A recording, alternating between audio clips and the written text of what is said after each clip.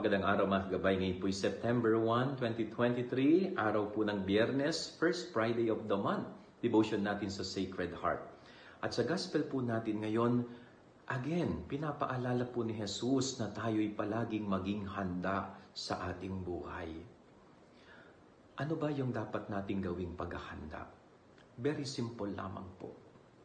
Na sa buhay natin araw-araw, sana ang inaasahan ng Diyos palagi sa atin, gumagawa po tayo ng tama, ng mabuti, at makatuwiran.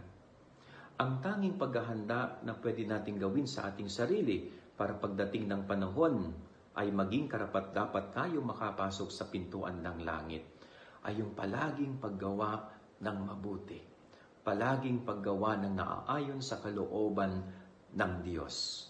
Yun po yung mabuting paghahanda. Kadalasan ng tao po ngayon ang ginagawang paghahanda, bibili ng St. Peter plans, mag-iipon sa bangko, mag-iimbak ng mga kayamanan. Yun ang ginagawang paghahanda to secure yung kanyang sarili. Pero iba po yung paghahandang sinasabi ng Panginoon sa Gospel. Yung paghahanda ng iyong pagpunta sa kabilang buhay balang araw.